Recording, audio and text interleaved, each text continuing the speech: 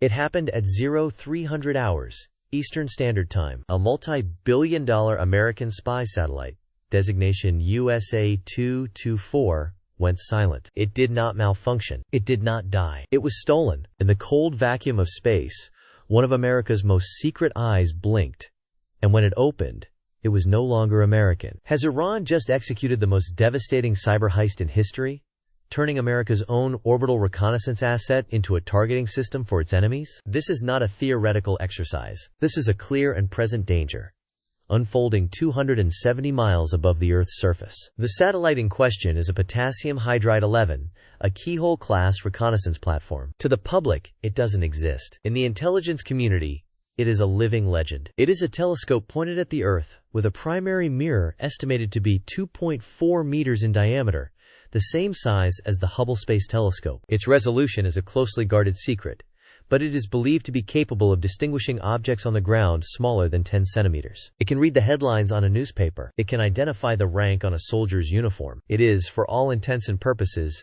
the unblinking eye of God, and its gaze is controlled from a secure facility in Chantilly, Virginia, operated by the National Reconnaissance Office. Or at least, it was. For the first 30 minutes after the signal was lost, the protocols were followed precisely. System reboot commands were sent. Redundancy channels were activated. A dozen of the nation's best aerospace engineers assumed it was a catastrophic hardware failure, a 1 in a million solar flare event, or a micrometeorite strike. They were wrong. At 0331 hours, a junior telemetry analyst noticed an anomaly. The satellite was not tumbling. It was not dead. It was maneuvering. Tiny, precise burns from its station-keeping thrusters. The burns were too small for evasion, too deliberate for a malfunction. They were tracking burns, the kind an operator makes when zeroing in on a new target. Panic began to set in. A desperate, high-bandwidth command was sent.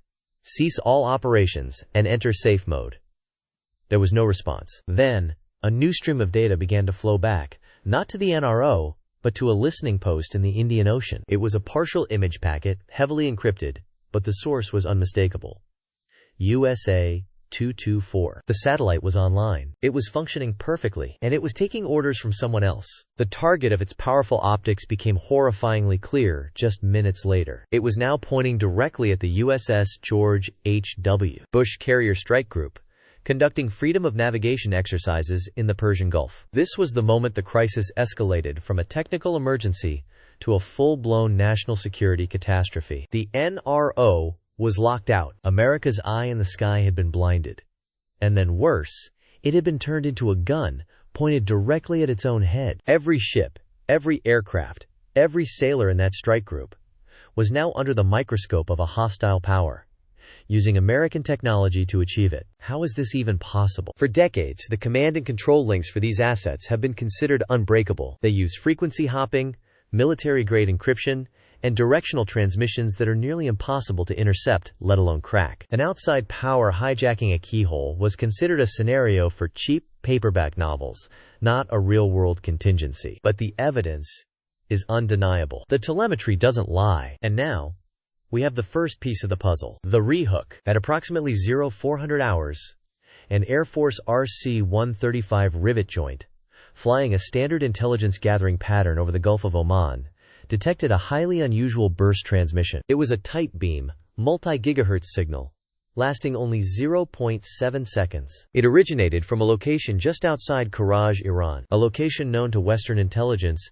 as the headquarters of the Islamic Revolutionary Guard Corps, shadowy cyber warfare division. The signal's modulation and encryption patterns were unfamiliar, but when cross-referenced with a database of theoretical threats, it triggered a single, high-priority alarm. It was a perfect match for a vulnerability discovered in 2018. The vulnerability was in a legacy subsystem of the satellite's command software, a piece of code written in the late 1990s. A Pentagon report, declassified only in fragments, warned that a sufficiently advanced actor could potentially use a quantum computing array to brute force the encryption keys for this specific backdoor. The threat was deemed low probability and cost-prohibitive for any known adversary. The recommendation to patch the vulnerability across the entire constellation of older potassium hydride 11 satellites was shelved due to budget constraints. The cost of the patch was estimated at $95 million. The cost of the satellite it was designed to protect? Over $4 billion. The Pentagon rolled the dice, and it appears they just lost. But Iran does not possess this level of quantum computing capability. Not on its own. Their cyber units are skilled in disruption, in denial-of-service attacks, in propaganda. They are not, however, capable of shattering America's highest level of military encryption and seizing control of its most sophisticated orbital hardware. This operation bears the fingerprints of other, more powerful actors. Intelligence analysts are now operating under the assumption that this was a tripartite operation, Iranian execution, but with Russian and Chinese support. Consider the evidence. For the past 18 months, China has been aggressively launching Shijian series satellites, publicly declared as experimental technology platforms. Privately, the Pentagon believes they are designed for on-orbit electronic warfare and signal interception. They have been maneuvering these satellites into shadow positions, trailing key American military assets, including USA 224. They were in the perfect position to intercept and analyze the command link. Russia, in turn, brings decades of expertise in electronic warfare and exploiting legacy American code. They are masters of finding the cracks in aging systems. It's a new axis of warfare,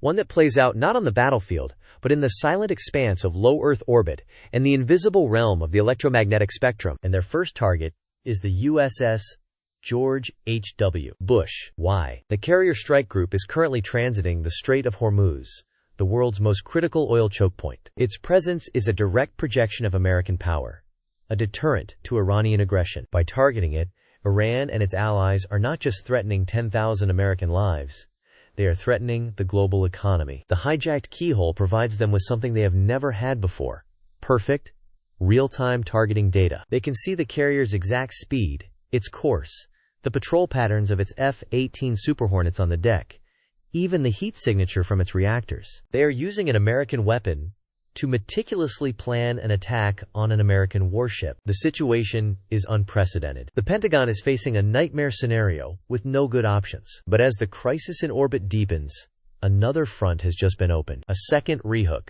At 05:15 hours, U.S. Cyber Command detected a coordinated, massive-scale intrusion attempt against the master control station for the entire global positioning system, located at Schriever Space Force Base in Colorado. The attack is sophisticated, multi-pronged, and relentless. They are not just trying to steal a satellite, they are trying to shut down America's entire navigation and timing grid. The loss of GPS would be a civilization-level event. It's a silent utility that underpins the entire modern world. Banking systems, stock markets, electrical grids, shipping, aviation, even cell phone networks all rely on the hyper-accurate timing signals provided by the GPS constellation. For the military, the consequences are even more dire. A Tomahawk cruise missile without a GPS fix is a 2,000-pound paperweight. A JDAM smart bomb becomes a dumb bomb. The American way of war, built on speed, precision, and information dominance, would be crippled in an instant. This is a cascade failure by design. The satellite hijack was the opening move,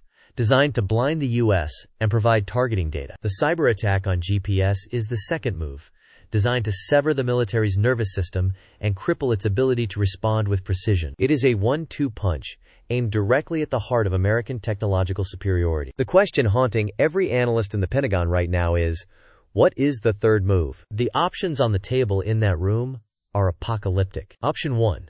Attempt a counterhack. A team of America's best cyber warriors could try to exploit their own emergency protocols to regain control of USA 224. But this is incredibly risky. The hijackers are already inside the system.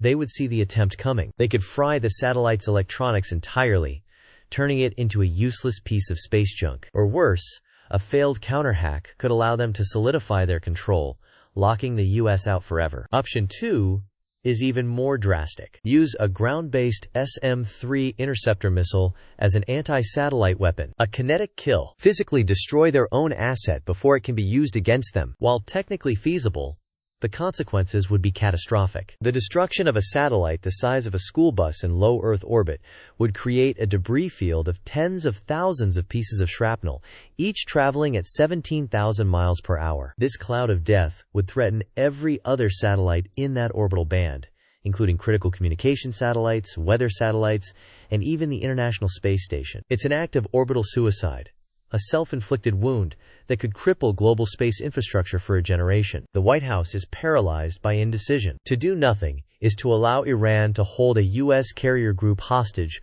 with an American gun. To act is to risk either escalating the cyber conflict or rendering huge swathes of space unusable. As they deliberate, the hijackers continue to consolidate their control, methodically probing the satellite systems, downloading years of archived imagery, and refining their targeting solution on the USS George H.W. Bush. And now, a third, chilling piece of intelligence has just broken through the noise. The third rehook. A source inside Israel's Mossad, a source with a 100% reliability rating, has just leaked a fragment of a quantum encrypted communication intercepted between a known IRGC command node in Tehran and a signals intelligence bureau linked to the People's Liberation Army in Beijing. The message is short, almost poetic in its brutal simplicity. It contains just two pieces of information. The first is the satellite's official designation, USA 224. The second is a single, chilling code word, checkmate. This was never just about stealing a satellite. This was a statement, a declaration of a new strategic reality. The game has changed. The kings, queens, and castles of traditional warfare, the carriers, the jets, the tanks, are still on the board.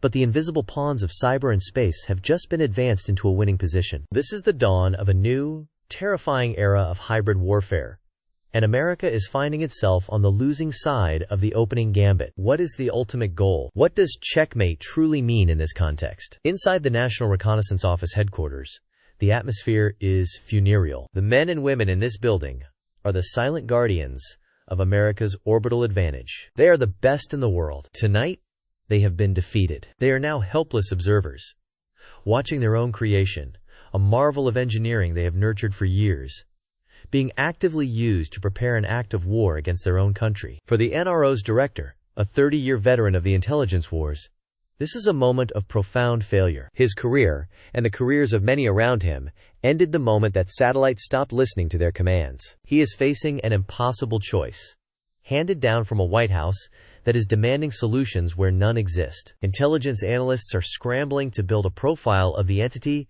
that could have orchestrated this. They are focusing on a specific IRGC unit, the Shahid Kaveh Cyber Warfare Group. Known for its audacity and sophistication, this group has been linked to attacks on financial institutions and critical infrastructure across the Middle East. But this is a quantum leap in capability. They believe the operation is being led by a shadowy figure known only by the codename Scribe, an enigmatic hacker who has been on the NSA's most wanted list for 5 years. His digital signature is a complex algorithm that has, until now, been uncrackable. He has never been known to work with foreign powers. If he is the mastermind, it signals a terrifying new level of collaboration among America's adversaries. The clock is ticking. The USS George H.W. Bush is now entering the narrowest part of the Strait of Hormuz. On the Iranian coast, satellite imagery from other, still loyal assets shows activity. Tarps are being pulled back from previously hidden anti-ship missile batteries. The launchers for the Noor and Haider cruise missiles are being elevated to firing position. Normally, this would be a prelude,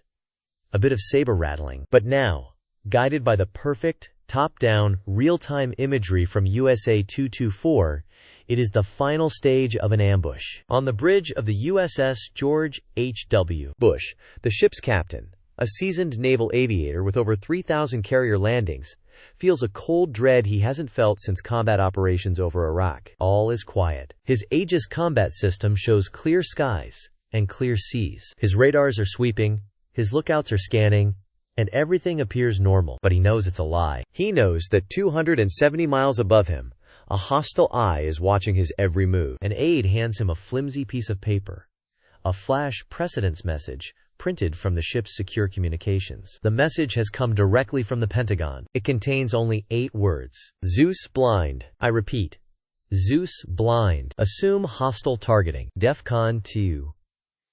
Zeus is the code name for the potassium hydride 11 constellation. He is blind. The fleet is blind. He looks out from the bridge at the calm waters of the Persian Gulf, his hand resting on the ship's throttle. His radar is clear, but he knows he is being painted. He is being targeted by an enemy he cannot see, an enemy using a weapon he cannot counter, guided by an eye that was supposed to be his own. Every instinct is screaming at him to take evasive action, to launch his fighters, to go to general quarters. But based on what? A ghost? An enemy who exists only in the cold data of a compromised satellite link? Making the wrong move could trigger a war, but making no move could mean the end of his ship and everyone on it. The captain's gaze lifts from the flimsy paper to the placid sea. He doesn't need a radar. He has the chilling certainty of a man standing on a chessboard, hearing the opponent whisper his final move from the shadows. His voice cuts through the tomb-like silence of the bridge, steady and clear. Helm, all stop. Kill all emissions. Everything. Go to full condition zebra. We're gonna ghost this.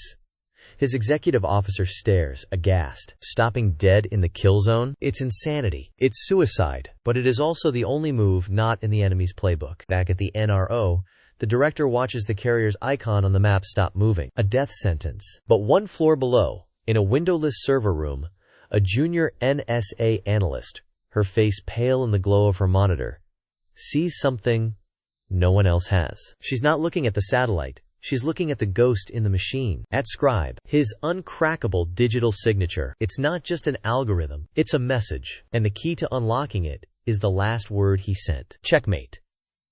On the Iranian coast, the order is given. Fire erupts from the shore as a volley of Gator missiles scream into the sky, their rocket motors burning a brilliant, terrible orange against the twilight. They climb, arch, and then dive, accelerating towards the last known coordinates of the USS George H.W. Bush. On the carrier's bridge, the crew can only wait, blind and exposed. The captain stands motionless, his eyes fixed on the horizon, trusting the only thing he has left. A desperate gambit. Sir, I think it's a back door, the analyst screams. The NRO director is by her side in an instant, his face a mask of disbelief. It's not a threat, it's an invitation, a queen's sacrifice. Scribe built a kill switch into his own attack. There's no time to ask why, no time to weigh the risk. The missiles are less than 60 seconds from impact. The director looks at the screen, at the blinking cursor, at the single word that has haunted him all night. He gives the nod. Do it. Execute. Aboard the Bush, the world comes alive. Missile warning. Multiple inbounds. Bearing 090.